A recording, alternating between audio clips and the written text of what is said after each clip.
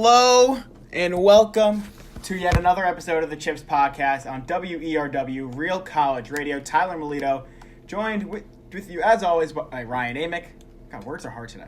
Ryan, how you doing, my friend? I'm doing good. Good weekend. It's actually been one of the worst weather weekends we've had, actually. It's been very gloomy and rainy. After Friday where it was like 90 degrees. Well, honestly, most of the semester has been pretty sunny. There's been very few days, no snow yet, which is nice because there's definitely been snow this early before. But yeah, it's been more rainy, cloudy, not as great weather, but it's almost November, so the fact that we got into November, no more sunny days because we had a lot for October standards. November is 1 week away, and the fact we haven't had any snow yet, I would consider that a win. November's here already. I know. Crazy. I saw an email today, 4 weeks until the end of the semester. And it feels like just yesterday we were moving in and thinking we'd be out in a day and a half. For a semester where not much has happened, it's definitely flown by. And I feel like it's flown by because every day meshes together. Right. It's like, what are we doing today? Oh, nothing. That's right. We're still in this mess. Do they need to change the saying, time flies when you're not having fun? Time flies when you're stuck in a global pandemic, pretty much. It's more than just not having fun at this point. But hey, something that has a little joy in our lives is we still have sports. Woohoo! Thank God. They haven't shut it down yet. Not just yet, except baseball. It's not going to get shut down, but the season naturally is going to come to an end by latest tomorrow night. Right. So baseball wrapping up its short and very odd sprint of a 2020 season, which oddly enough began in early August, correct? No, middle July. Middle July. After all their going back and forth, players want full they wasted all that time, but they got a season going. 60 games it was, and now we're Game 6 of the World Series tonight. The Dodgers up 3-2 after this has been a very interesting and crazy series so far. Before we preview this game, can we talk Game 4?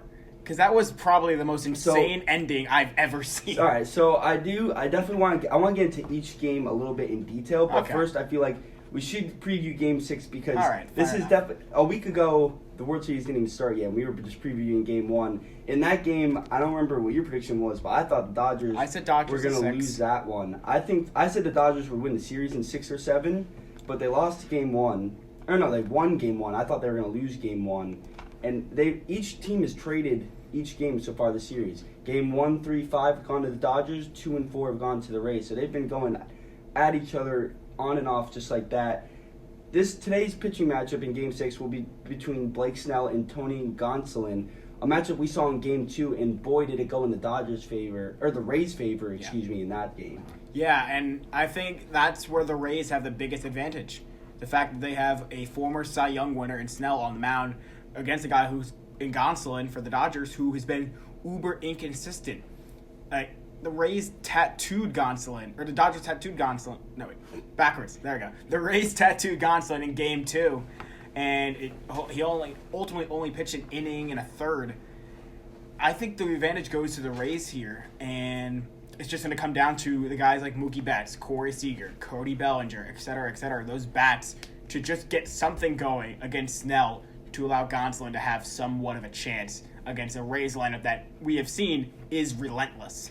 Yeah, if you're a Dodgers fan, you don't love Gonsolin starting tonight. He is a rookie, so it is hard to put a lot of pressure on him in a World Series just like this. But the only games the Dodgers have won so far is when either Buehler or Kershaw is pitching.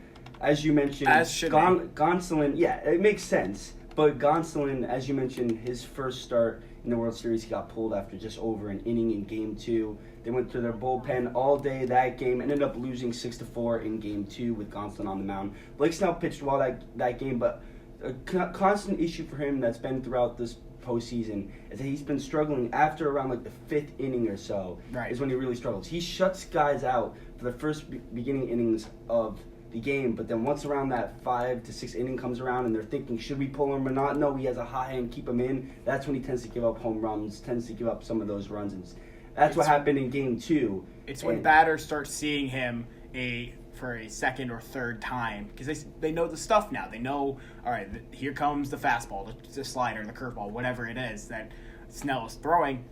But whoever is going to be pitching between Snell and Gonsolin, they just need to have their stuff tonight because for the Rays, it's do or die. For the Dodgers, it's redemption after what seems like a long time coming. 30-plus years of not winning a World Series. They've been heartbroken many times since. So it's going to be interesting to see.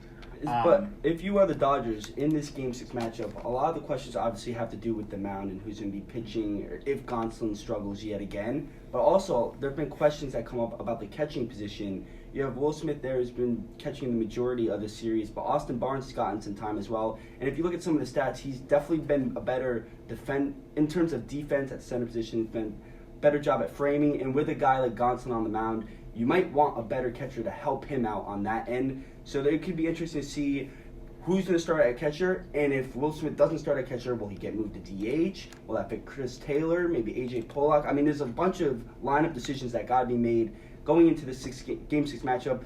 What do you think the Dodgers should do, especially looking at the catcher position? Will Smith, of course, a big factor in that Game 4 sequence that we'll get to in a moment. He was a big reason why they lost that game. So what do you think the Dodgers should do on that end? I think the Dodgers, I don't know who it is between Barnes and Will Smith, but it's whoever has the best rapport with Gonsolin. I don't care if it's either one of those guys, but it's whoever's going to make Gonsolin feel comfortable. I know something that the Yankees did, as a Yankee fan myself, for a while was they wouldn't have, like, whoever, there's Jorge Posada back in the day or Gary Sanchez now, if they didn't have a great rapport with the starting pitcher, they would start the backup or someone else who did.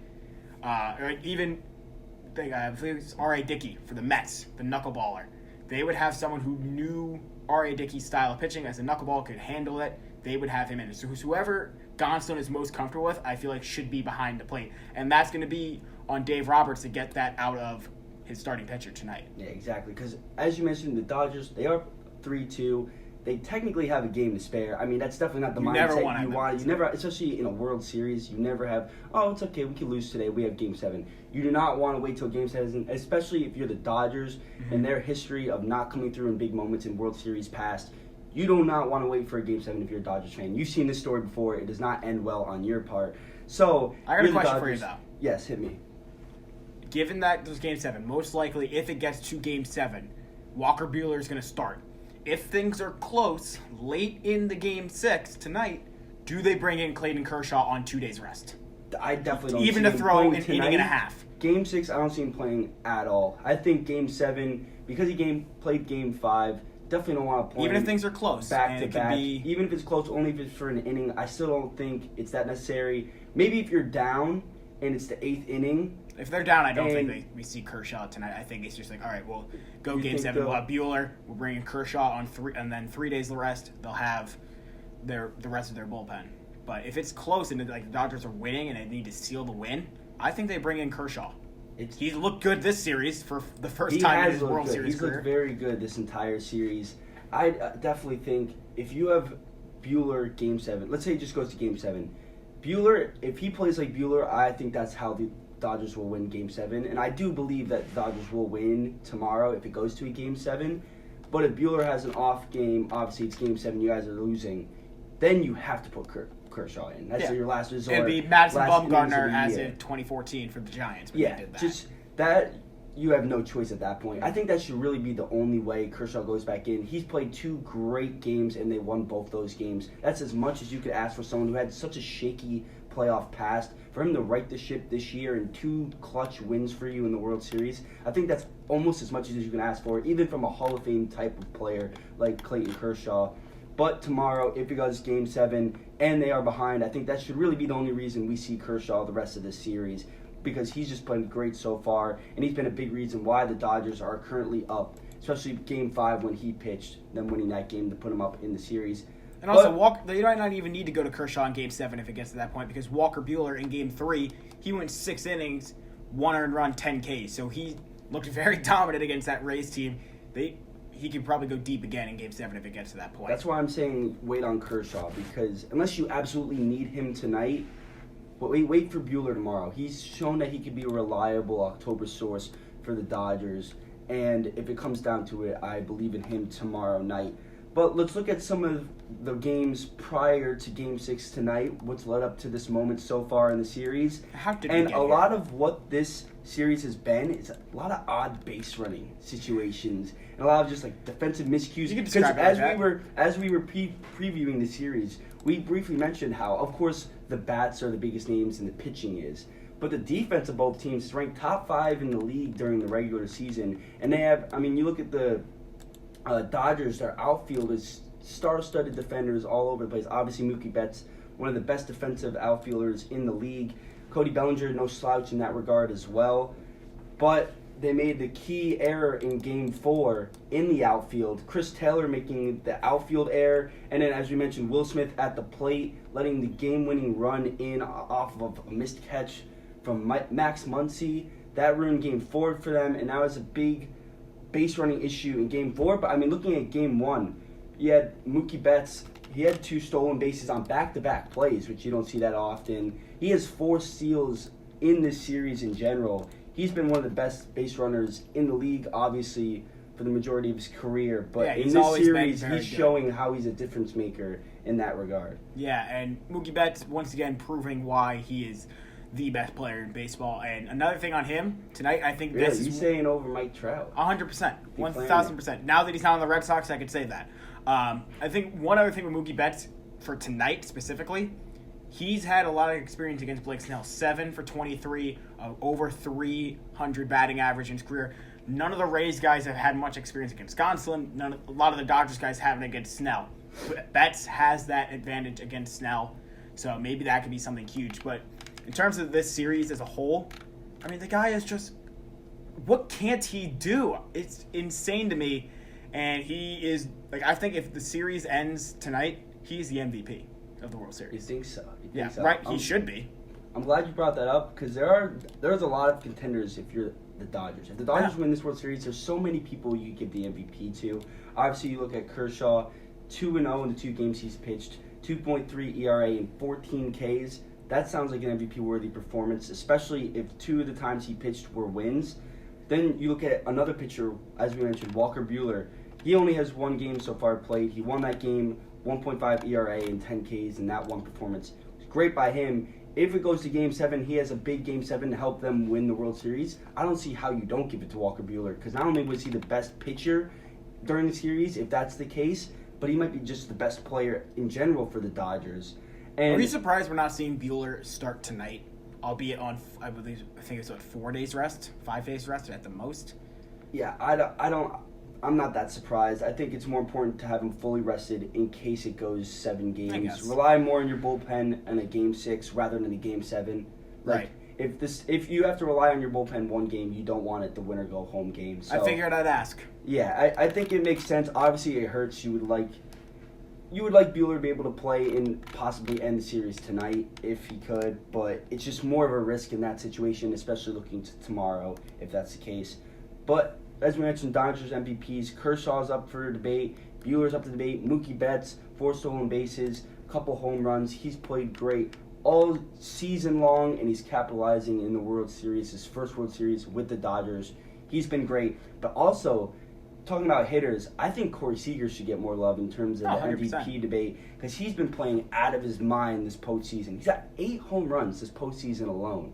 And absolutely crazy. Even though Randy Arozarena has got 9 on the Rays side, and he's a rookie, so that's really crazy as well. But I mean, if the Dodgers win and Seager has 8 home runs on the postseason, in this World Series he's got the 2nd most home runs and RBIs. Mm-hmm. But he leads the team in hits, runs, batting average, on base percentage, like almost every other statistical category. Corey Seager has been the best hitter throughout the postseason and during the World Series.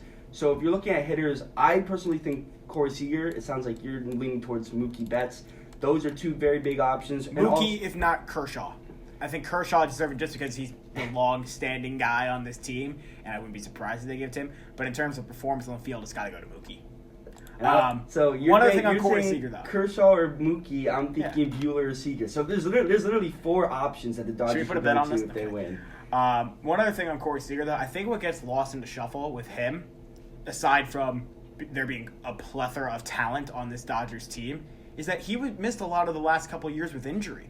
He was dealing with multiple injuries. He came back this year, wasn't the star guy that everyone thought he was in terms of, because there was now Mookie Betts, Cody Bellinger, Justin Turner was still there, Jock Peterson, et cetera, plus the pitchers. And then Corey Seager's still like, yeah, I'm still one of the top young shortstops in the game, sure, I might have been injured, but I could still perform with anyone else. And he is showing that in this postseason and maybe in line for a huge payday down the road. We'll see. Yeah, it just shows how deep this team is because you have guys like Seager, who people might have slept on, while they're giving some credit to Bellinger, who won the MVP last year. And he had somewhat of a down year this year, so more of that attention is going back to Seager. Then you have, of course, Mookie Betts, and just a whole starting lineup full of sluggers. It just shows how deep this Dodger team is, and it shows how they relate. I made this comparison last week to the Lakers of the NBA, how they're just star-studded team, top in terms of payroll and all metrics and stuff like that. They pay for top-notch guys, and it works out for them. And it's just hard when you're a team like the Heat versus the Lakers, when really all you have is Jimmy Butler as a superstar player. To beat LeBron James and Anthony Davis on the star power that the Lakers have, it's hard. It's why it didn't happen. Now looking at the Dodgers, they have the second highest payroll in baseball. All the stars you can name. You look at the Rays, obviously on the other end of the spectrum in terms of payroll, but they've been able to keep up with it despite not having the same star talent that the Dodgers have had. And they played great. We haven't talked much about the Rays, even though this is a 3-2 series, and the Rays have played great so far this series. We talked about Game 1 where the Dodgers won, but the Rays came back, bounced back in Game 2. Had a big game from Brandon Lowe, who, if we're talking MVPs, for the Rays might be one of the top candidates for sure, because he only has 3 hits during the World Series, but all of them have been home runs, and all of them have been big hits. I mean, Game 2, his 2 home runs were pretty much all the offense they needed to get over the hump and win in Game 2 against Tony Gonsolin, who's going to be playing. This is the same pitching matchup as Game 2. Game 6 and Game 2, same pitching matchups. And the Rays and Blake Snell won Game 2, thanks in large part to Brandon Lowe's 2 home runs. And then they lost in Game 3, but came back in Game 4, which we should start to talk about now, because we've gone a long time without really talking about this. We've got almost 20 minutes, Ryan. Undoubtedly the best game of the series, I would say, so far. One quick thing before we get into Game 4, because you mentioned something interesting. The reason why the Heat weren't able to beat the Lakers, because the Lakers just had a better roster in terms of 2 superstars versus the Heat's 1, and et cetera, et cetera. And I think we're in an era now in sports, we see it across the board, where money buys championships, for the most part. Every now and then you get one, like the Nationals last year. Even then, they still spent big on guys like Max Scherzer, et cetera, et cetera. And if the Rays pull this off, it just shows that the titans of the leagues, whether it be the New Yorks of the world, or the Bostons, or the LAs, or the Florida, not Tampa Bay, so Miami's, or Kansas City in the NFL, it's just Moneyball, I guess, still works from that standpoint in a dying age. But Game 4. Personally, I didn't tune in until the bottom of the ninth, or top of the 9th inning. Because I'm like, oh, the Dodgers are up 1. This is going to be great. I'll just see the end. It'll go 3-2.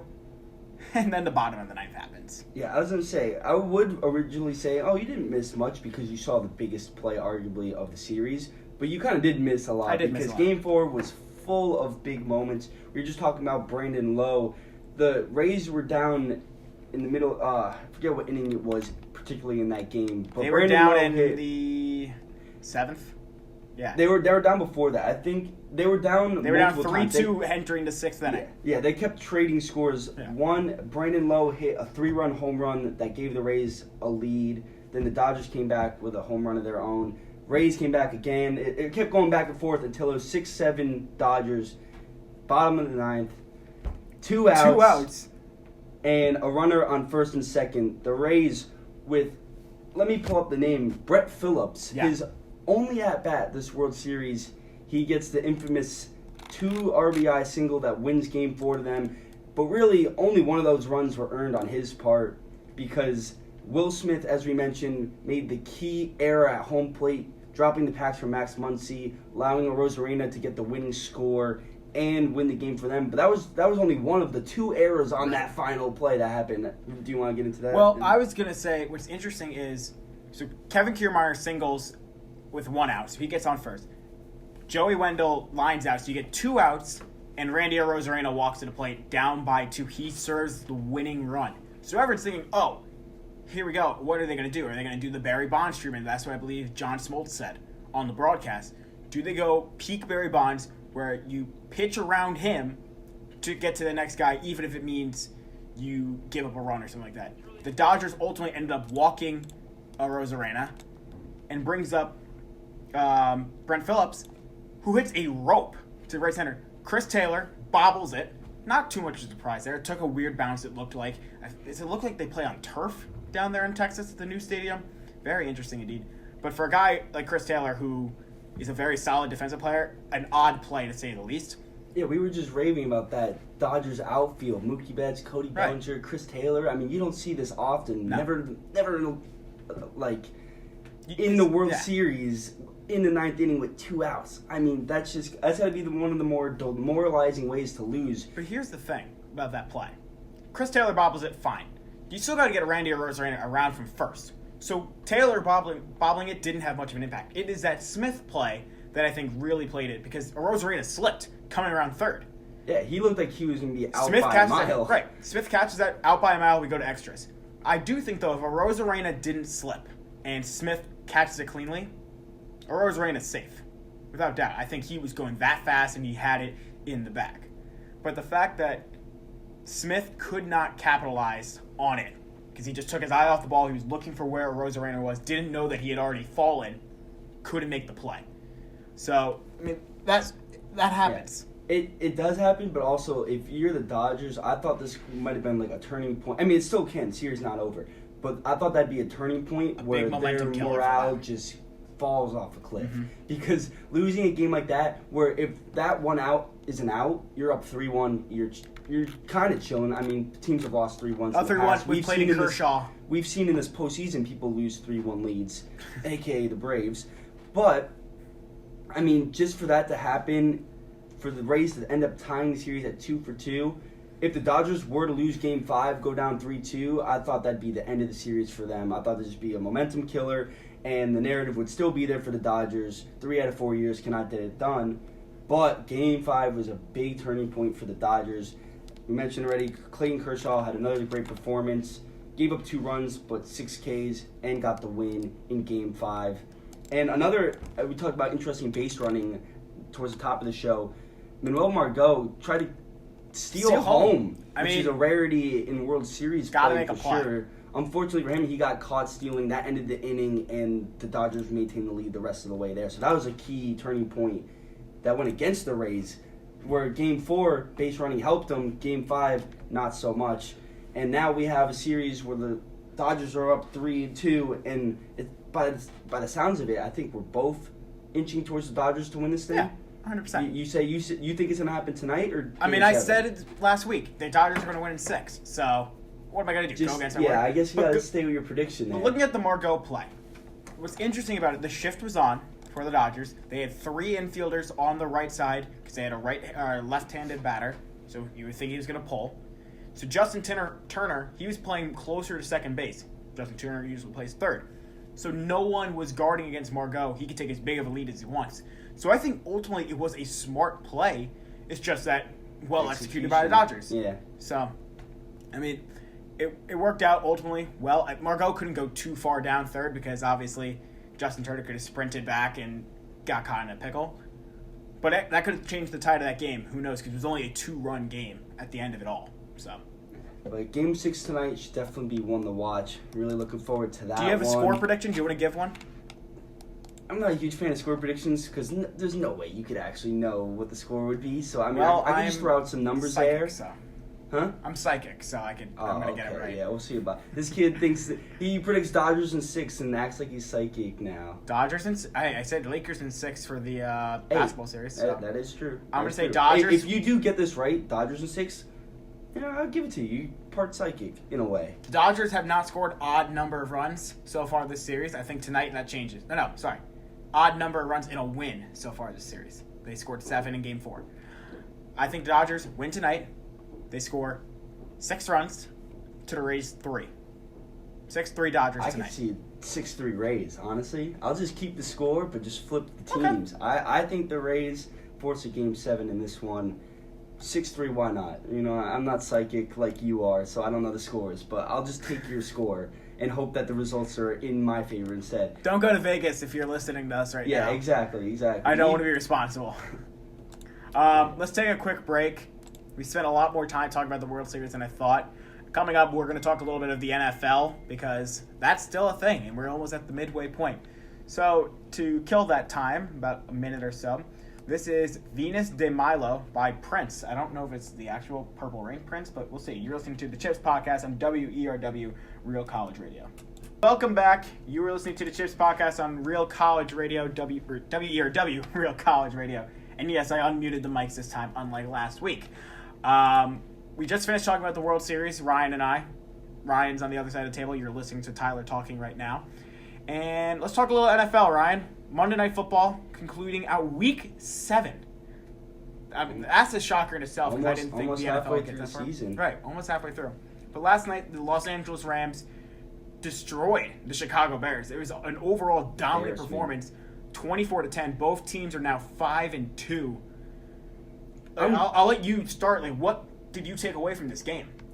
It's a good thing this happened because boy did the Bears need a wake-up call. Big you time. were one of the biggest phony 5-1 teams that new I game can Among Us, remember. they were the imposter. Oh, easily. They are the definition of an imposter for 5-1 teams because they did not deserve a majority of those 5 wins they got, especially at the beginning of the year. That loss to the Lions, they easily, if DeAndre Swift catches that ball, they lose that game. Close one to the Giants, easily could have went the Giants' favor. Of course, the Falcons, one of their many choke jobs was against the Bears.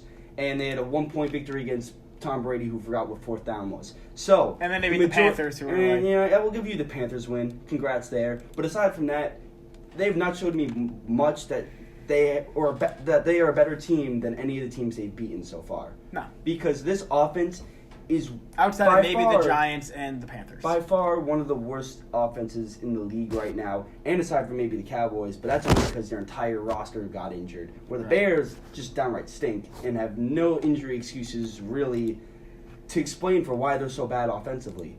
I will say they've in their wins they've looked competent on offense. It just so happens that on a night where you have a good defense against you, Nick Foles is not legit. He didn't throw a single touchdown. 2 interceptions. David Montgomery, I think he's a straight-out bust. I think he's overrated as a running back. Like, everyone loves him.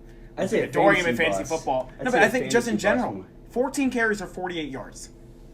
Not great. Allen Robinson was locked down all night. Jalen Ramsey and co. did a good job. He only had 4 catches for 70 yards, okay, and one of those catches went for 42 yards. So, and then the player with the most catches on this Bears team was Jimmy Graham, and he only had 31 yards. Great for my fantasy team because I was down 8 in a PPR league, points per reception, and ended up winning by less than a point. So you're not going to win many games when your offense doesn't score a touchdown. The only touchdown the Bears got was on a fumble recovery by Eddie Jackson, which was a horrible play call on the Rams' part. Yeah, in the final quarter, the game was already decided at that point. They were down 24-3 the majority of the second half. So the Bears at that point, it was kind of a garbage time touchdown because they just got absolutely blanked by this Rams defense, as you mentioned. Aaron Donald, are we about to see him win another Defensive Player of the Year award? When are we going to see him win an NFL MVP? Ooh, that's a good question. I think he's gotten robbed a couple times. So I think if there was a year to happen, it was back when he got 20.5 sacks, obviously, I believe in 2018 or so. That was one of the best defensive years ever by a player. Mm-hmm. I think that was during Patrick Mahomes' season, so obviously he was not going to win MVP that year. I'll tell you right now, I'm trying to find if this mouse works.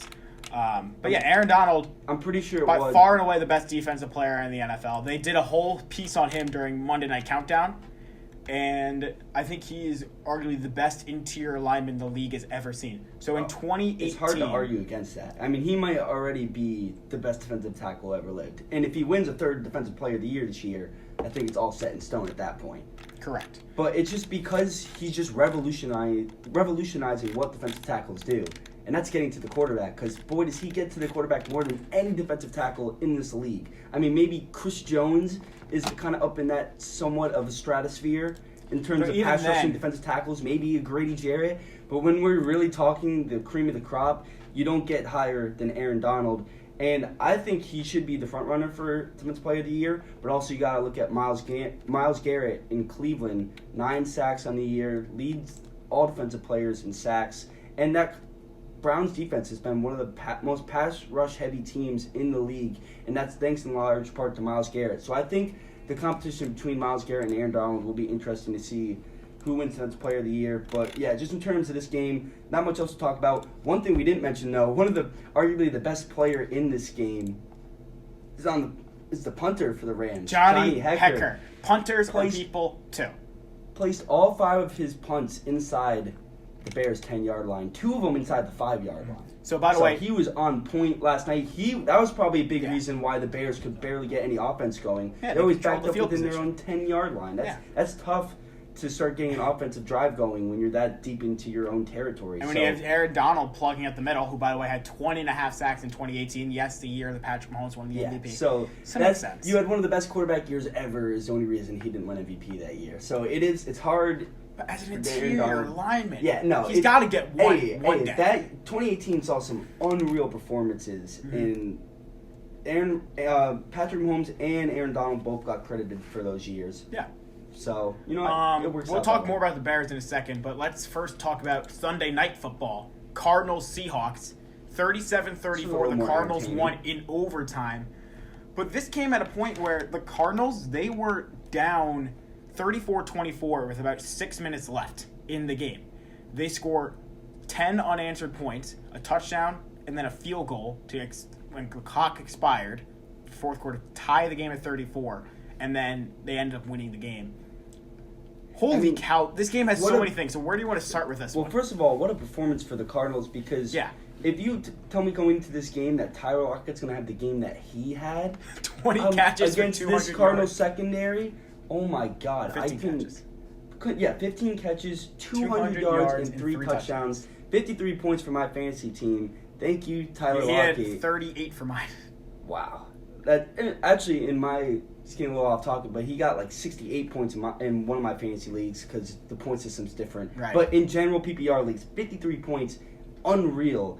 But I think the biggest reason why the Seahawks couldn't capitalize and win this one... Hold on, did you win with Tyler Lockett this week? You had Tyler Lockett in fantasy. Did you win?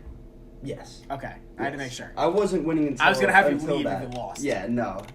He's why I won. But... Uncharacteristic turnovers from Russell Wilson, I think, were the biggest reason. 3 interceptions.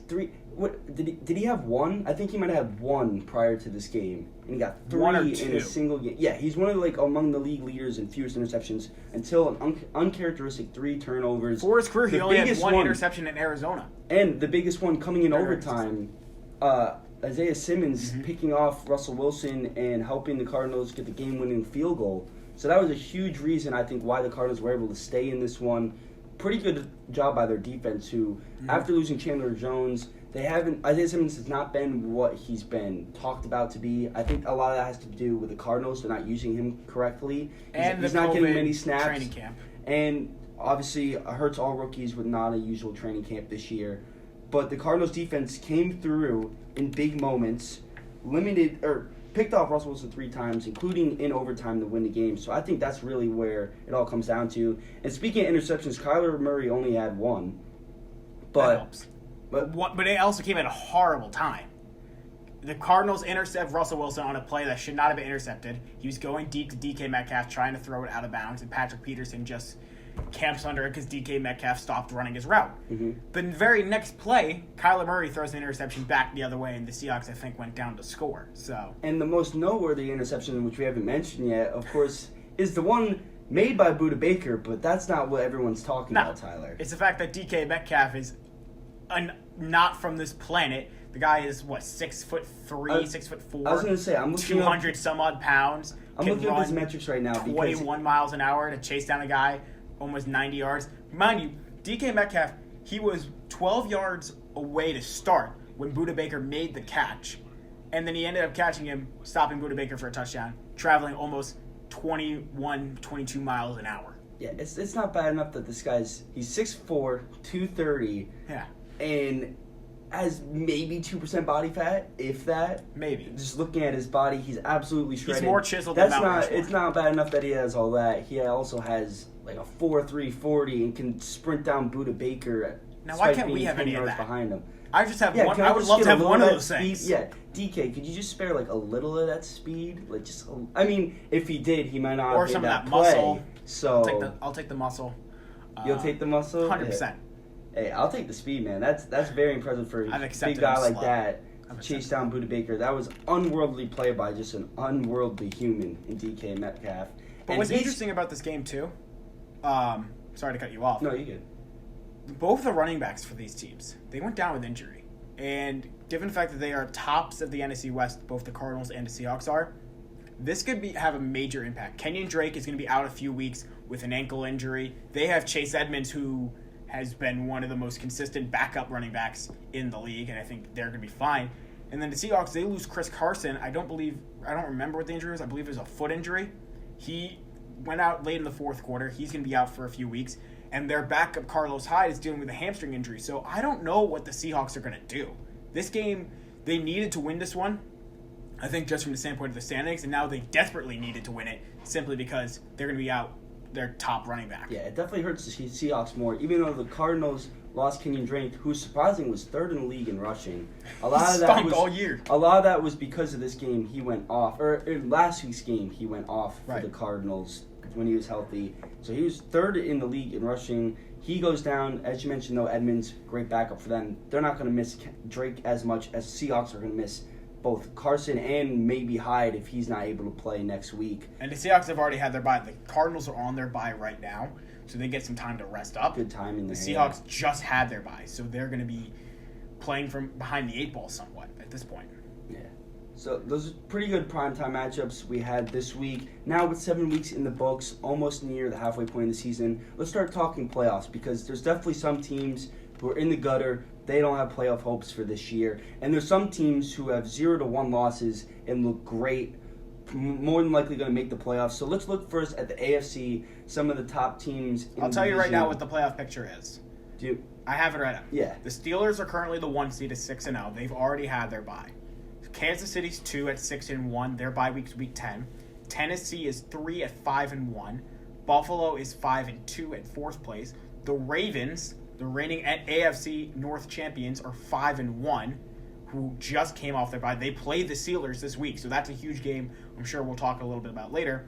The Browns are at 6, 5-2, and then the Colts, the 7th seed, mind you, they're expanding the playoffs this year. They sit at 4-2, and then you got Miami and Las Vegas, both sitting at 3-3 in the 8th and 9th spots respectively. So out of those 7 teams currently in the playoff picture, I'll say who has impressed you the most, and then who do you think will not be in the playoff picture come the season's end? So, team that impressed me the most, I'm not that shocked that they're here, but I'm shocked they're number 1, and that's Steelers, the only undefeated team in the league. I assumed they would have been a playoff team. I thought it would have been tough in a division with the Ravens and the Browns, who both are great this year. Both are in the play. All 3 of these teams could easily make the playoffs. But I did not expect the Steelers to, so far this season, be the best of those 3 and one of the best teams in the NFL, period.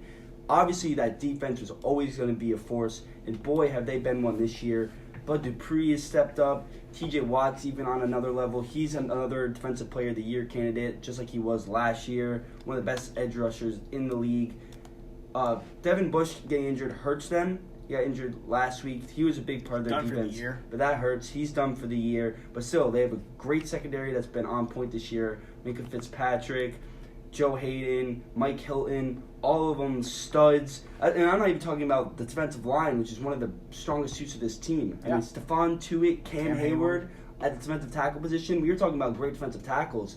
We both missed both of them because they're not on the Aaron Donald level, but they are in the Premier League of defensive tackles in this game. They're top 10. The Steelers 10. have 2 of them. They have 2 of them. So that's been a huge reason why their run defense has been the top in the league. Their pass rush has been towards the top of the league. And then looking offensively, which was the biggest question mark coming into this year, the biggest reason why I didn't think this would be the top team in the AFC North is because I didn't think offensively, especially if Ben Roethlisberger got injured, their season would probably be over with. I mean, his health has been huge for them, and his play has been huge for them too. He's changed his play style up a bit too. He's throwing the ball a lot faster, getting it out of his hands a lot, and he has a lot of people to give the ball to, which is why he's probably slinging the ball faster than usual. Because, of course, Juju Smith-Schuster's back and healthy, which he didn't have last year. Hasn't been great all year. Hasn't been great, but they haven't needed him to be great. That's true. But obviously, Chase Claypool had that monster 4-touchdown game. Didn't do much this week, but as a rookie, got shut down against Tennessee. He's been a highly graded. He was shut down against Tennessee, but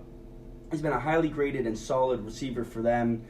Deontay Johnson, who had a big week this week, 2 touchdowns, he's questionable going into the Ravens matchup. Battling a lot of injuries on Sunday. They have some injuries they're starting to deal with. But with Deontay Johnson, obviously you got James Washington there as well. James Conner's had a bounce-back year from last year when he was injured for a bit. He's been playing solid. Eric Ebron looks really good at tight end. This whole offense has been doing their job, and the defense has been doing its job as being one of the best defenses in the league. So when you have both of those, and then you're able to close out close games against a good team like the Titans, which they did this week, I'm very impressed with what the Steelers have done so far, and I think that they could easily... I think the Chiefs will get to the Super Bowl, but if the Chiefs have one big roadblock, I think it's Pittsburgh out of all these teams in the AFC. You think it's Pittsburgh over Baltimore? I do see.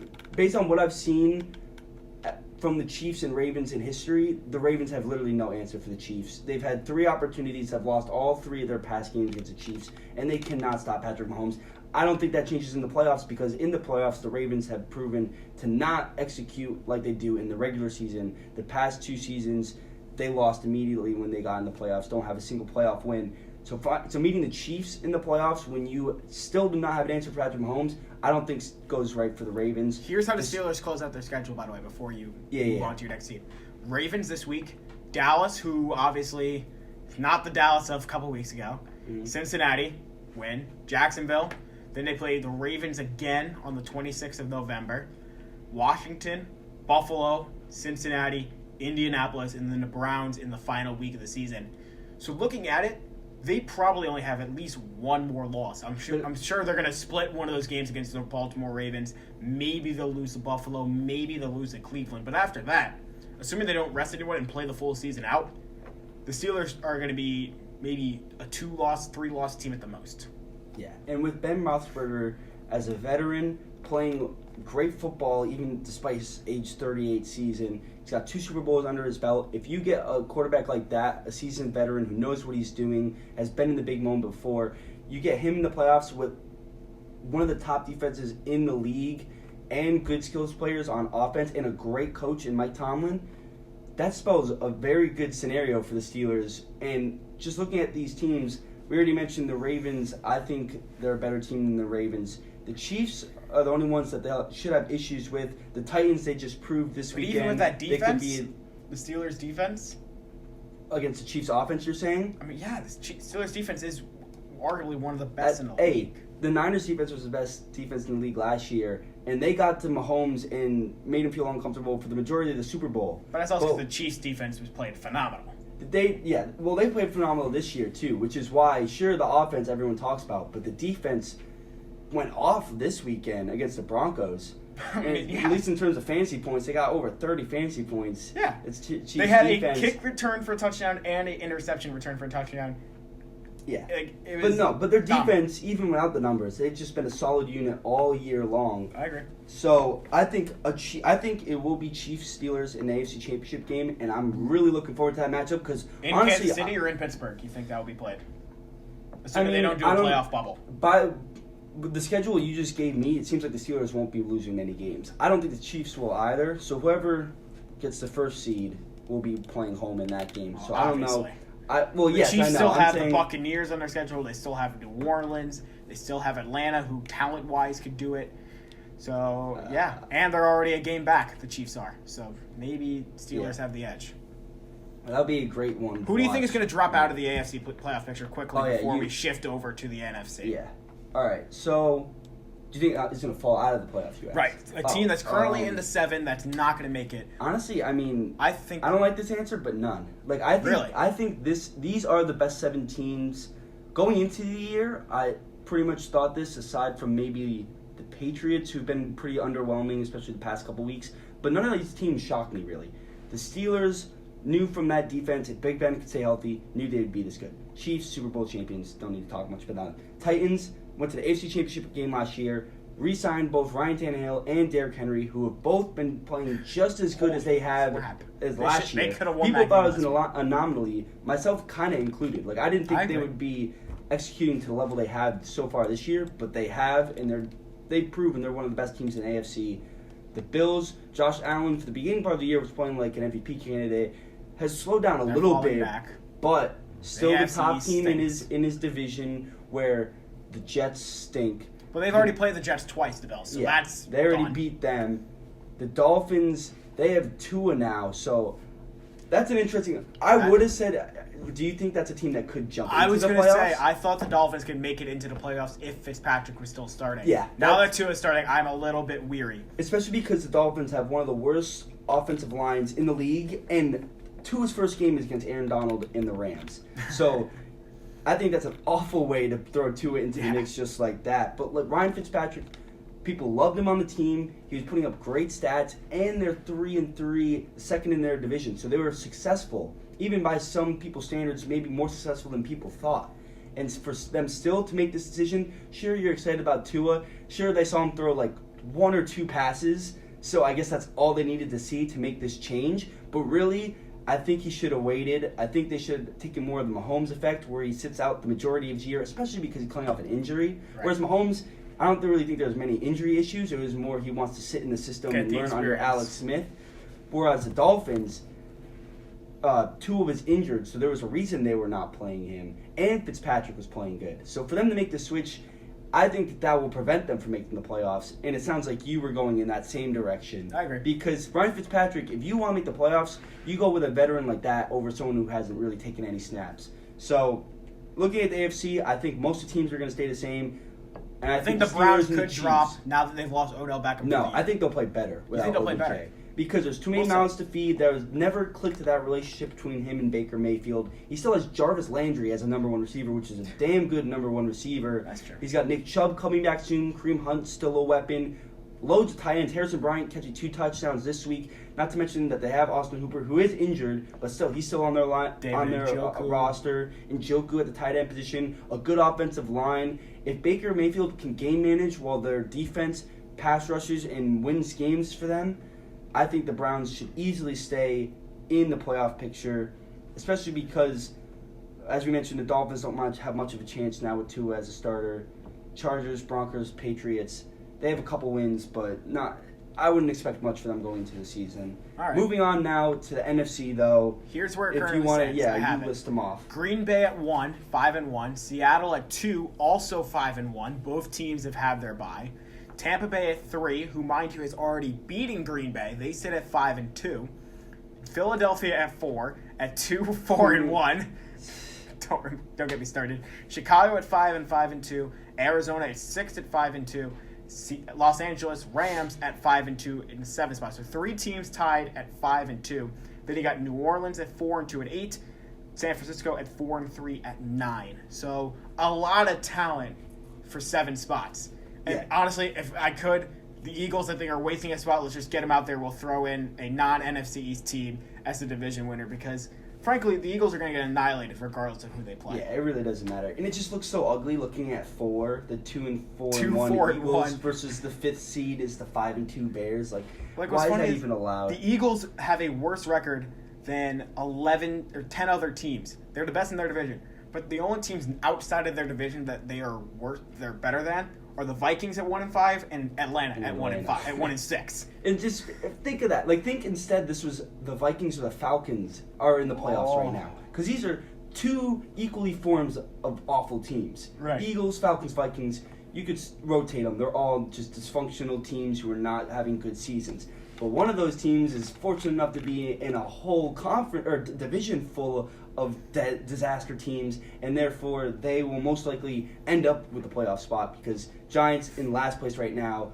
They're still in it though. They're in it. That's why you can't count any of these teams out in NFC East because they're all so equally bad that one team can jump another team. But I think the Eagles, especially because of that tie, helps a lot. Because if that was a loss instead of a tie, they'd be 2-5 with Washington in Dallas. Who have the head-to-head advantage. Yeah, so they would be like 3rd in the division instead if it wasn't for that tie. Right. So I think if it ends up coming down to the Cowboys and Eagles having the same record except one loss was a tie for the Eagles, then they'll get in over the Cowboys. Especially if they win the head-to-heads, which they have this weekend. They have a head-to-head.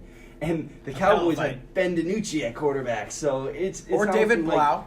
Or David Blau. Or whoever they throw in there this week. Because Andy Dalton is in the concussion protocol after a cheap hit against Washington. Yeah. But enough of the Eagles. Who You want to ask me, or do you want Well, I me was to going to say, I kind of want to get your All right. opinion. Who do you think is the top team so far in the NFC? I don't want to say Tampa Bay, just because I'm tired of seeing Tom Brady in his face. Also, I don't think that's true. I don't think so. I think it's got to be Green Bay. It all depends on how long Aaron Jones is out. Mm-hmm. But now, once again, Seattle, they're without Chris Carson. Arizona's without Kenyon Drake.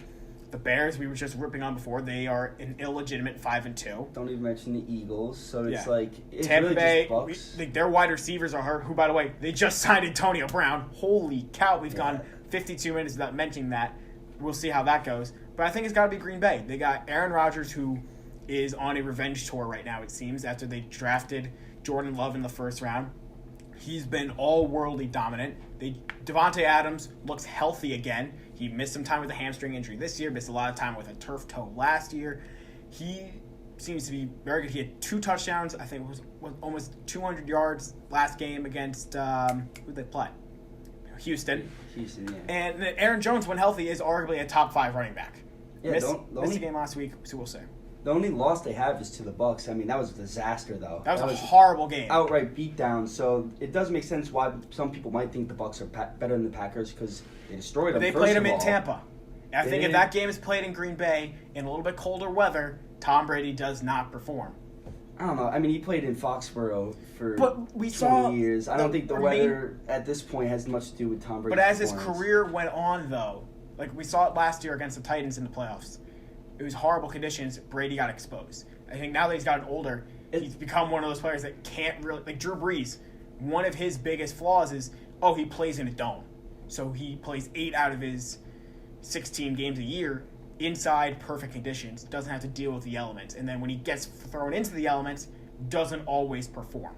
Then again, their last 3 playoff losses have all been in a dome, so what do I know? Really, when you think about it, the Bucs and Packers are more evenly matched than it would think, despite their head-to-head matchup going heavily in the favor of Tampa Bay. I mean, both teams have great defenses.